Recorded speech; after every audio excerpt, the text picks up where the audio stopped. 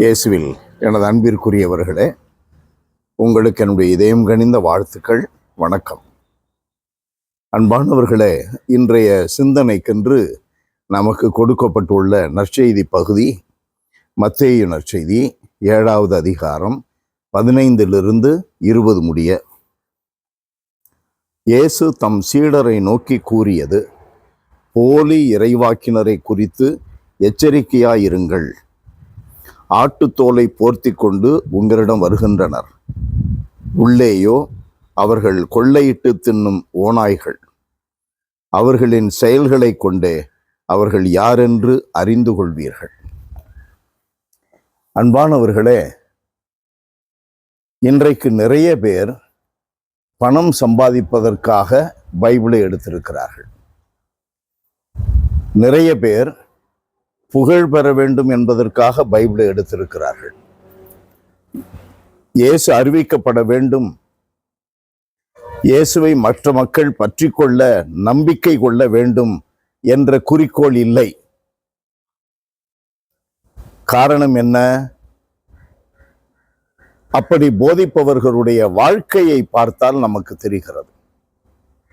அவர்கள் மிக வசதியாக ஆடம்பரமான வீடு கட்டி கொள்ளுகிறார்கள், ஆடம்பரமான வாழ்க்கையை தேடுகிறார்கள், அசுத்தமான வாழ்க்கையில் நிலைத்து நிற்கிறார்கள்.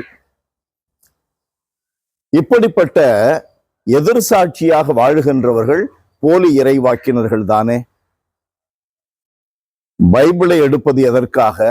இயேசுவை அறிவிக்க, இயேசுவின் மீது நம்பிக்கையை உருவாக்க, இயேசுவுக்கு சாட்சியாக வாழ அறிவிக்கிறார்கள்.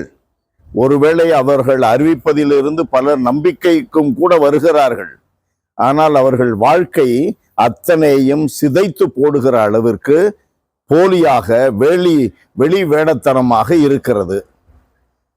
அவர்களுடைய வாழ்க்கையிலிருந்து இயேசுவை காண முடியவில்லை.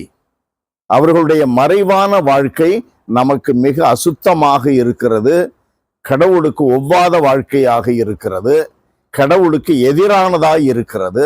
என்ன போதித்தார்களோ அதற்கு எதிராக வாழ்கிறார்கள்.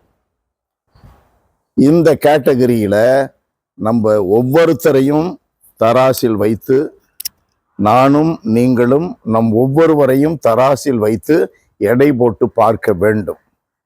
தினம்தோறும் நம்மை எடை போட்டு பார்க்க வேண்டும்.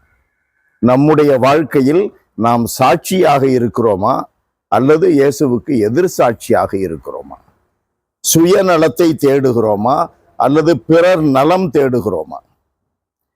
கடவுளுக்கு புகழும் ஆட்சியும் சேர்க்க நாம் பாடுபடுகிறோமா அல்லது நமக்கு அவைகளை எல்லாம் உரியதாக்கி கொள்ள முயற்சி எடுக்கிறோமா? இந்த சிந்தனை, இந்த ஆய்வு நம்மை புனிதப்படுத்தும். அன்பு நிறைந்த எங்கள் இறைவா, உம்மை போற்றி புகழுகிறோம், வாழ்த்தி வணங்குகிறோம்.